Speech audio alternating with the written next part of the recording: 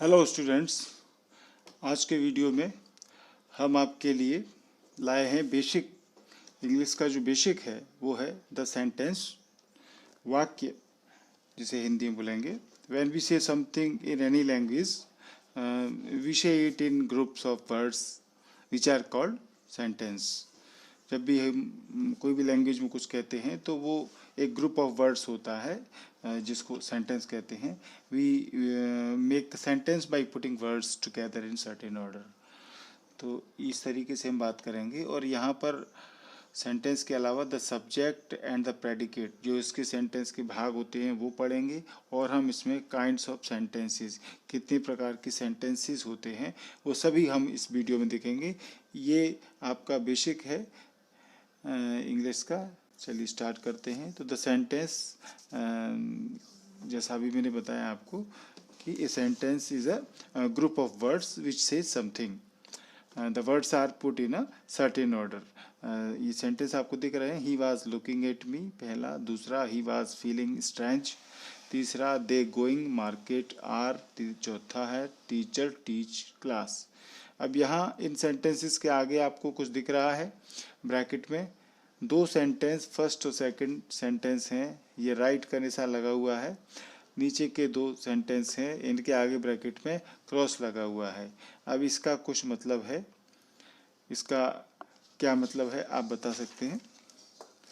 यहाँ पर हम जब भी हम कोई बोलते हैं या लिखते हैं तो एक ग्रुप ऑफ वर्ड्स का हम प्रयोग करते हैं, जैसा मैंने बताया सेंटेंस जिसे कहते हैं।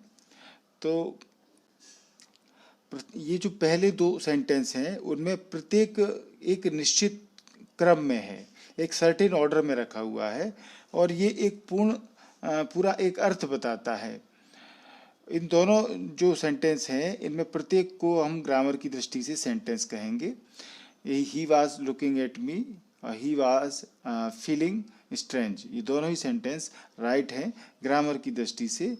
इनका जो ऑर्डर है, सर्टेन ऑर्डर में ये रखे हुए हैं, ग्रुप ऑफ वर्ड्स है ये, तो सेंटेंस कहेंगे। परंतु तीसरा और चौथा जो है, तीसरी लाइन में, ये एक ऑर्डर में, सर्टेन ऑर्डर में नहीं है, और न ही ये अपना पूरा एक मीनिंग एक्सप्रेस करते हैं। इसमें आप देखेंगे तो जो तीसरा वाला सेंटेंस है उसका तो अर्थ भी उसके क्रम में, वर्ड जो है क्रम में नहीं है। दे आ गया, फिर गोइंग आ गया, मार्केट आ गया, आर वर्ब बाद में चली गई, तो एक निश्चित क्रम में नहीं है, इसलिए इसको सेंटेंस नहीं कहेंगे। चौथा सेंटेंस आप देखें तो वो निश्चित क्रम में रखे हैं, पर ये इनका कॉम्बिनेशन जो है, अर्थ वो एक्सप्रेस प्रॉपर नहीं हो रहा है। टीचर के साथ टीच है, ES SES लगना चाहिए, ये सब। तो तीसरा और चौथा सेंटेंस नहीं कहेंगे। तो जब कोई भी ग्रुप ऑफ वर्ड्स जो है एक सर्टेन ऑर्डर में हो, ग्रामर के रूल फॉलो करता हो, तभी हम उसको सेंटेंस कहेंगे। तो एक सेंटेंस की हम डेफिनेशन किस तरीके से कह सकते हैं? शब्दों का ऐसा समूह जो ग्रामर के नियम के अनुसार एक निश्चित क्रम में प्रयुक्त होकर पूर्ण अर्थ को व्यक्त करता है, सेंटेंस कहलाता है। ठीक है। और इंग्लिश में हम ये देखें तो ए sentence is a group of words put together in a certain order giving a complete sense. अब यहाँ पर एक चीज़ और आपको बता दें कि ग्रुप ऑफ वर्ड्स जो सेंटेंस में होते हैं, कुछ इम्परेटिव सेंटेंस आते हैं, हम आपको आगे बताएंगे कि इम्परेटिव सेंटेंस जो होते हैं उनमें किसी को आज्ञा दी जाती है। तो जनरली आपने ऐसे सेंटेंस देखे होंगे बोलचाल में, कम आओ, गो जाओ, राइट लिखो, ईट खाओ। अब यहाँ ये जो सेंटेंस हैं, कम, गो, राइट, ईट, इनमें, इन सेंटेंसेस में इनका जो सब्जेक्ट यू है वो यू हिडन है, अंडरस्टूड है, दिख नहीं रहा है। परंतु इसको हम ऐसे मान के चलें, ये सेंटेंस यदि कम है, आओ, तो मतलब है यू कम। ठीक है। गो जाओ तो मतलब है यू गो, तुम जाओ। राइट लिखो मतलब यू राइट, और ईट खाओ मतलब यू ईट। तो यू जो सब्जेक्ट है वो हिडन रहता है, तो ये भी एक सेंटेंस के रूप में माना जाता है। अब हम इसके बाद देखते हैं the subject and the predicate. ये जो सेंटेंस होता है, ये सेंटेंस दो भागों में, इसको हम ग्रामर की दृष्टि से बांट सकते हैं। सब्जेक्ट कर्ता, प्रेडिकेट विधेय होता है, हिंदी बोलते हैं इसको। अब here are some sentences in English हम देख रहे हैं। ए और बी दो कॉलम बने हुए हैं, आपको मैंने अलग अलग कलर से इनको रखा हुआ है। तो जो सब्जेक्ट हैं वो लाल कलर से, इनको पर्पल कलर से रखा है, और ये ब्लू वाले प्रेडिकेट हैं। अब ये आपको समझना है किस तरीके से हम सब्जेक्ट और प्रेडिकेट को समझेंगे। तो एक सेंटेंस आप, एक एक सेंटेंस को आप देखते चलें इस टेबल में किस तरीके से लिया है। Mister Manoj is a teacher, ये एक सेंटेंस है। तो इसमें दूरी इसलिए बनाई है कि मिस्टर मनोज इसमें सब्जेक्ट है और इसका प्रेडिकेट है इज ए टीचर, ठीक है। दूसरा सेंटेंस है he teaches in the higher secondary school, ठीक है। तो ही सब्जेक्ट है और teaches in the higher secondary school, ये वाला जो ब्लू पार्ट है ये इसका प्रेडिकेट है सेंटेंस का। The school has over 1000 peoples, अब यहाँ इसमें द स्कूल सब्जेक्ट है और ये ब्लू से लिखा हुआ है ये प्रेडिकेट है। It is a good school, तो इट सब्जेक्ट है, बाकी प्रेडिकेट है। Mister Manoj students like him very much, ठीक है। तो इसमें सब्जेक्ट क्या है, मिस्टर मनोज स्टूडेंट्स, और ये बाकी प्रेडिकेट है। The children of that school wear uniform, तो यहाँ the children of that school subject है और ये प्रेडिकेट है। Mrs Manoj who is a beautician works in a beauty salon, तो ये पर्पल वाला पार्ट है, सब्जेक्ट है, बाकी प्रेडिकेट है। अब इन सेंटेंसेस को आपने अच्छे से स्क्रीन पर देख लें, क्योंकि इनकी हम आगे चर्चा करने वाले हैं डिटेल में कि किस तरीके से ये सब्जेक्ट और प्रेडिकेट हैं। चलिए हम देखते हैं। Looking at the subject part you will find that it can be, यदि आपने सब्जेक्ट देखे इनके पार्ट से हम देख सकते हैं कि the name of a person, यानी व्यक्ति का जो नाम है, इसमें व्यक्ति के नाम सेंटेंसेस में क्या आते हैं, मिस्टर मनोज और मिसेज मनोज, ठीक है। और यहाँ प्रोनाउन ही और इट इनका इस्तेमाल हुआ है।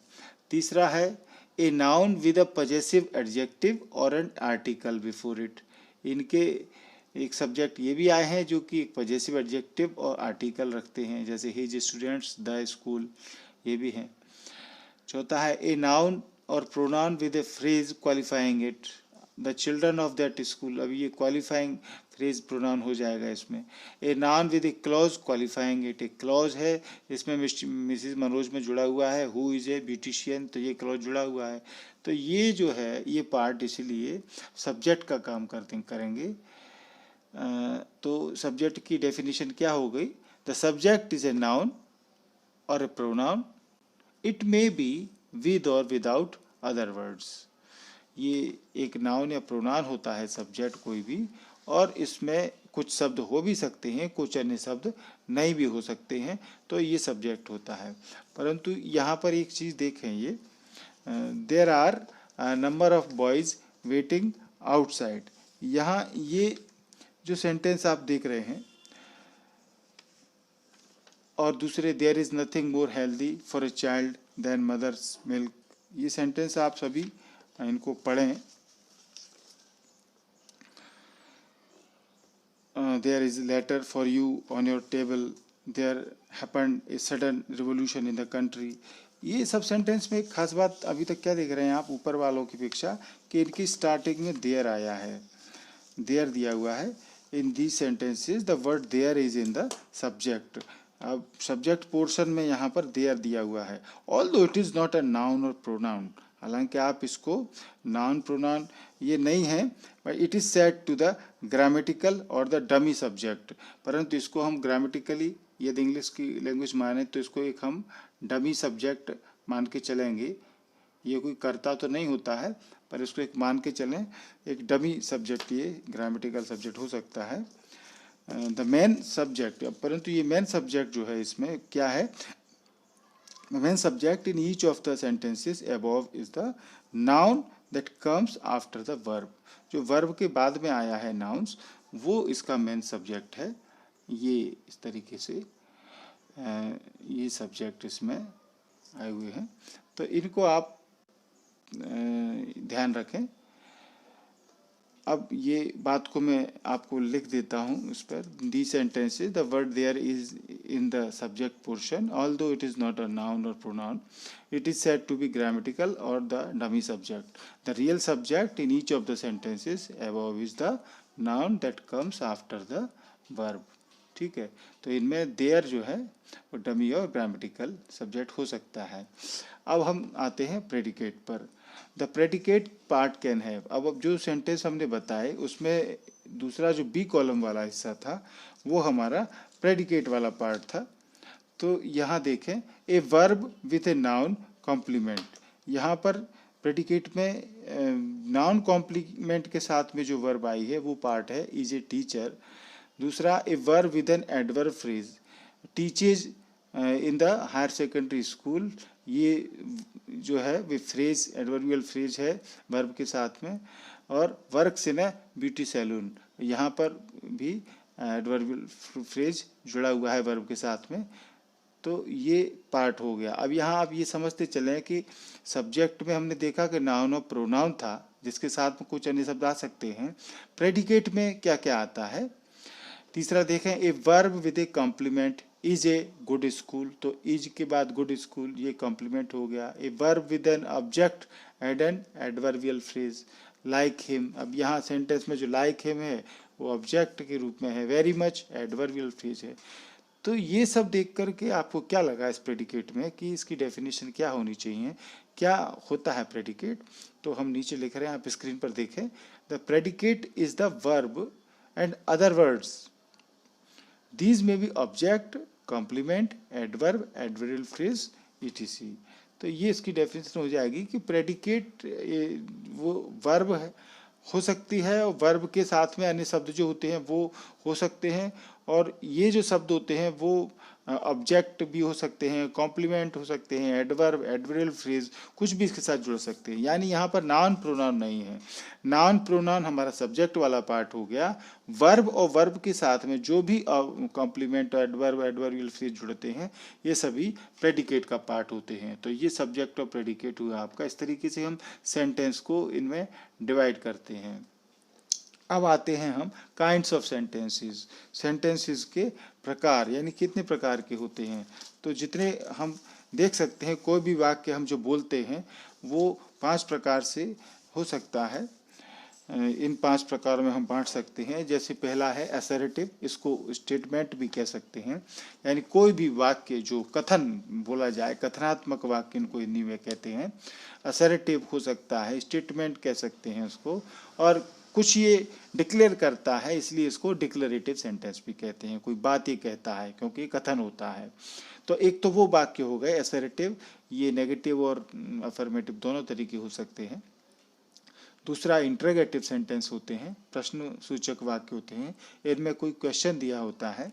तीसरा इम्परेटिव सेंटेंस, जिनमें कि कमांड दी रहती है, किसी के लिए ऑर्डर होता है, ये आदेश सूचक वाक्य इनको बोलते हैं, ये होते हैं। चौथे ऑप्टेटिव सेंटेंस होते हैं, जिनमें कि कोई कामना, इच्छा, मे यू लिव लॉन्ग, इस तरह के सेंटेंस जो होते हैं वो ऑप्टेटिव होते हैं। और पांचवे एक्सक्लेमेटरी सेंटेंस होते हैं। इस तरह के सेंटेंस ही आप जब भी ग्रामर पढ़ेंगे तो इंग्लिश ग्रामर में ये 5 प्रकार के सेंटेंसेस आपको हर जगह देखने को मिलेंगे। और कोई भी आप चीज़ सीखेंगे, चाहे वो आप डायरेक्ट इनडायरेक्ट नरेशन सीखें या कोई भी चीज़ सीखें, उसमें आपको ये 5 तरह के सेंटेंस हमेशा ही आपको ग्रामर में करने पड़ेंगे और उनको समझना पड़ेगा। तो ये 5 तरह के सेंटेंस होते हैं, इनको हम लेके चलते हैं। चलिए देखते हैं इनको। सबसे पहले देखते हैं असर्टिव सेंटेंस, जिसको कि हमने कहा कि सेंटेंस भी कहते हैं।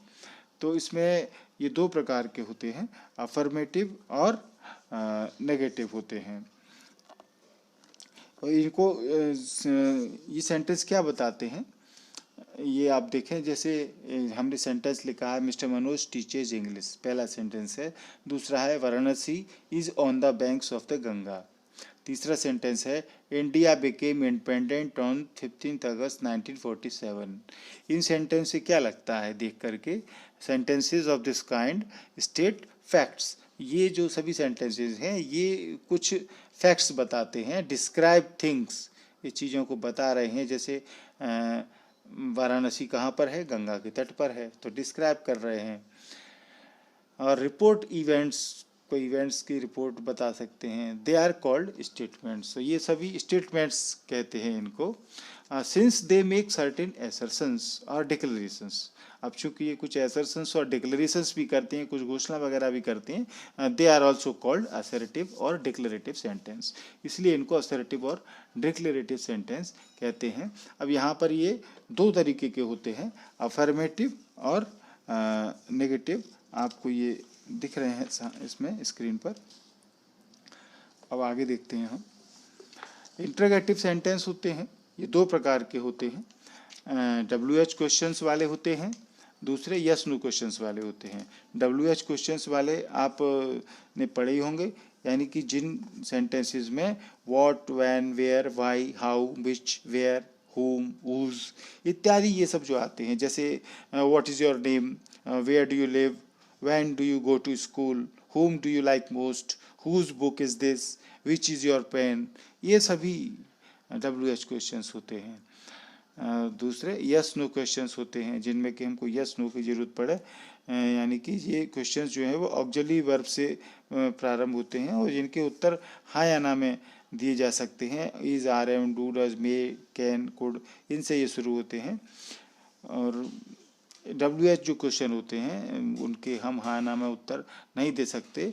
व्हाट इज़ योर नेम, तो बताना पड़ेगा कि नाम क्या है, माई नेम इज़ मनोज, इस तरीके से उसको हम यस नो में जवाब नहीं दे सकते। परंतु यस नो क्वेश्चन जो हैं ऑक्सिलरी वर्ब से जो शुरू होते हैं वो दूसरे प्रकार के होते हैं। तो ये सेंटेंस आपको दिख रहे हैं, can I help you, what do we have for dinner, where do you live, is he not lazy. तो यहाँ कैन और इज से जो शुरू हुआ है वो यस नो वाले हैं और WH वाले WH क्वेश्चंस वाले हैं। Sentences of this kind are used to make inquiries, इस तरह के सेंटेंस इंक्वायरीज करते हैं, एंड आर कॉल्ड क्वेश्चंस, यानी कुछ न कुछ पूछते हैं ये, इसलिए इनको क्वेश्चंस भी बोला जाता है और इंटरोगेटिव सेंटेंस भी बोला जाता है, यानी कि क्वेश्चंस सेंटेंसेस भी कह सकते हैं इनको। पर एक खास बात, एक question mark is necessary at the end of such sentences. इस तरह के वाक्यों में आपको क्वेश्चन मार्क जरूर लगाना होता है। एग्जाम में भी जब आप प्रश्नवाचक इंटरोगेटिव सेंटेंस करें, ट्रांसलेशन करें या कुछ भी ग्रामर में हमको लिखना है इंटरोगेटिव सेंटेंस है, तो आप क्वेश्चन मार्क का इस्तेमाल जरूर करें। तो ये हमारे इंटरोगेटिव सेंटेंसेस हो जाते हैं। तीसरे इम्परेटिव सेंटेंस होते हैं, इनको हम इन वाक्यों में कोई आज्ञा या अनुरोध या सलाह का इस तरह का भाव होता है। जैसे इन सेंटेंस को देखें आप, bring a cup of T, एक कप चाय लाओ, तो इसमें क्या दिख रहा है, order. Please give me your mobile, कृपया आप मुझे अपना मोबाइल दें, तो ये एक रिक्वेस्ट है, प्लीज़ करके बात कर रहा है कोई। हेल्प द पुअर, एडवाइस है गरीबों की मदद करो। गो देयर, ऑर्डर हो गया, वहाँ जाओ। Please get me A cup of coffee, ये रिक्वेस्ट है एक कप कॉफ़ी के लिए। रेस्पेक्ट योर एल्डर्स, अपने बड़ों का सम्मान करो, एडवाइस हो जाती है। तो the subject in the sentence is you but it is not expressed. अब यहाँ आपको ये स्टार्टिंग में भी मैंने बताया था कि ये जो सेंटेंस होते हैं इम्परेटिव, इनमें जो यू है वो हिडन रहता है, वो दिया नहीं रहता है, परंतु उसको मान के चला जाता है कि उसमें ये है। These sentences express an order, a request, advice, a direction, a suggestion हो सकता है, एक कमांड। इनको जो सेंटेंसेस को हम इम्परेटिव कहते हैं, पर इम्परेटिव के अलावा sentences of this type are called by the common name commands, इनको कमांड्स भी कहा जाता है। Although they are not all of them commands, they are also called imperative sentences. सभी कमांड नहीं होती। The subject in these sentences is you but it is not expressed, ये you subject है, वो एक्सप्रेस नहीं होता है इनमें। परंतु अब यहाँ को सेंटेंस देखें आप, look at the sentences. Let the boys assemble in the hall for the lecture. Second sentence है let's start at once. These are also impressive, यहाँ गलत हो गया है ये, इसको आप इम्परेटिव सेंटेंस मान के चलें, ये थोड़ा इस तरह की गलतियां हो जाती हैं टाइप करते समय। तो इनको हम इम्परेटिव, ये इम्परेटिव सेंटेंसेस हैं। But the commands are expressed in an indirect way. अब इनमें जो कमांड दी गई है वो इनडायरेक्ट वे तरीके से बोली गई है, सीधे नहीं बोली गई है। In imperative sentences beginning with let. अब ये जो इम्परेटिव सेंटेंस जो लेट से शुरू होते हैं, as seen in the examples, आपको जो एग्जाम्पल्स हैं अब दिख रहे हैं। The subject is not omitted but expressed.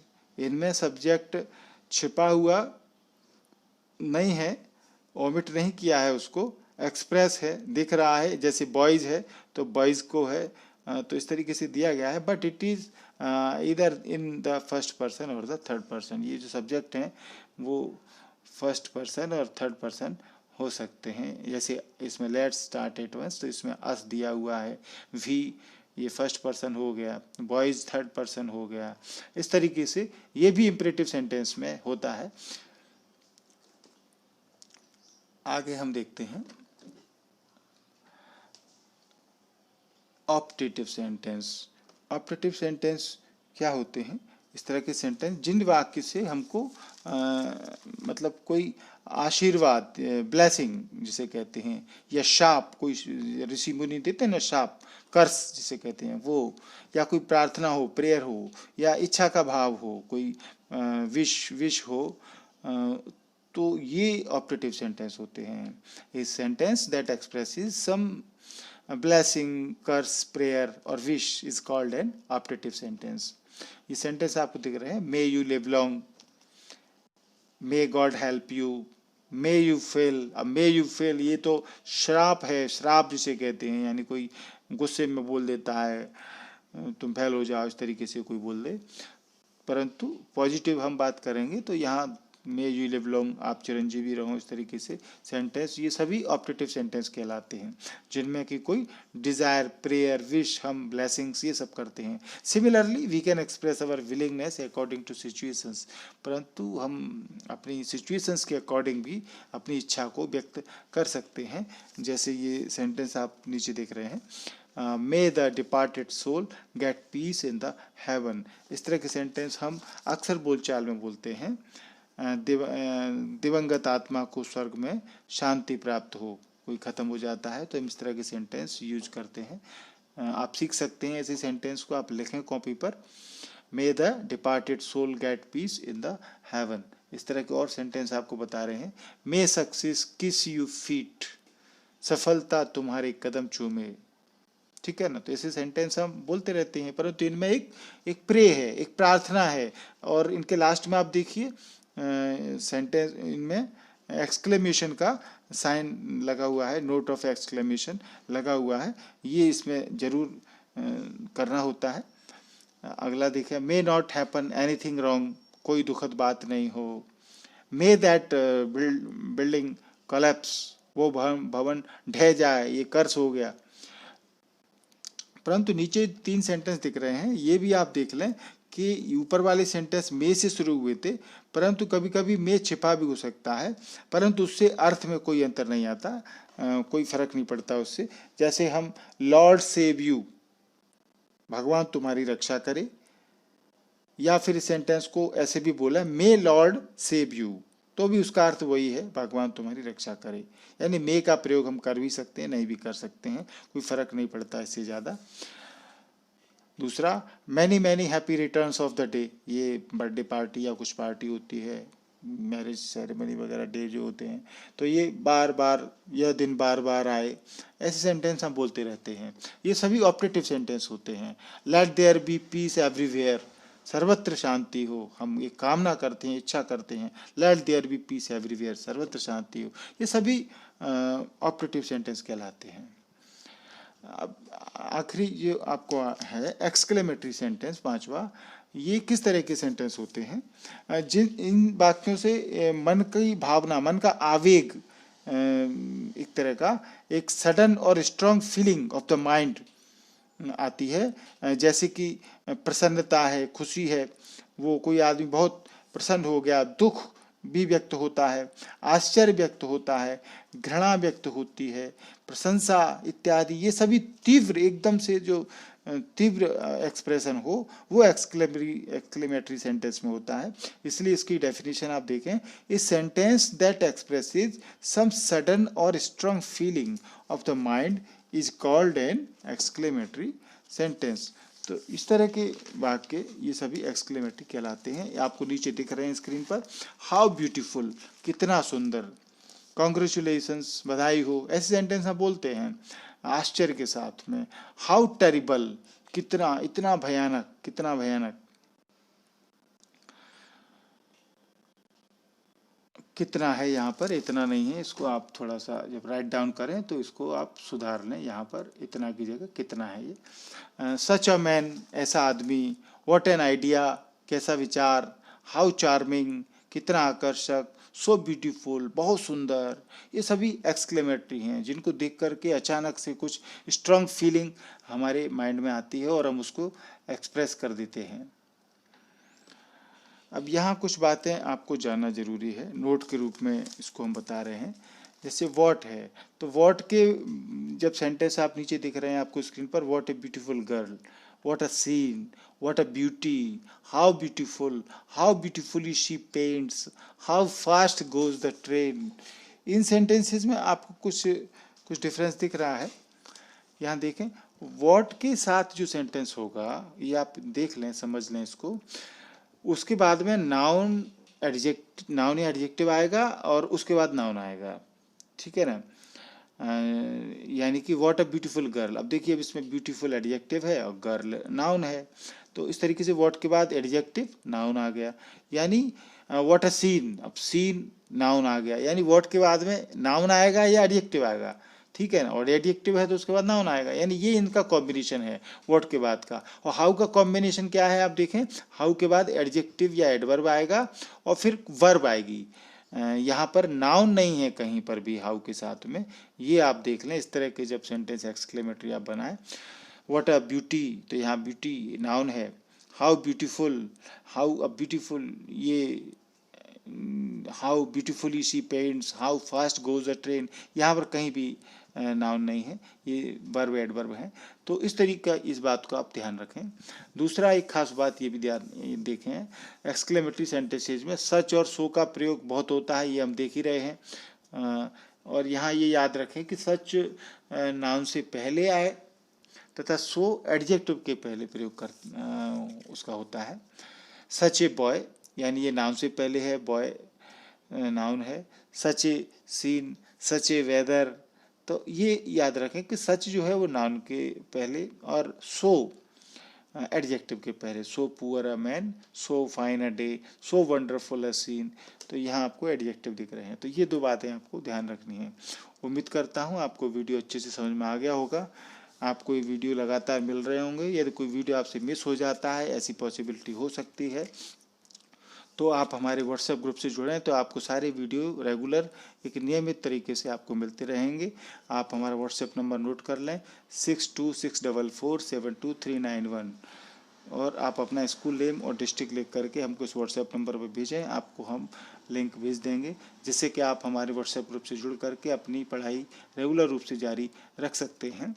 यदि आपने दूसरा तरीका, यदि आपने व्हाट्सएप ग्रुप से भी नहीं जुड़ना चाहते हैं तो आप MP इंग्लिश क्लासेस को आप सब्सक्राइब कीजिए यूट्यूब पर। सब्सक्राइब करना बहुत सरल होता है। आपके नीचे जो वीडियो आप देख रहे हैं उस वीडियो के नीचे यहाँ देखेंगे MP इंग्लिश क्लासेस लिखा हुआ है ये, और इधर नीचे सब्सक्राइब लिखा हुआ है, लाल से आप देख रहे हैं, लाल से जो सब्सक्राइब लिखा हुआ है इस पर आप टच करें।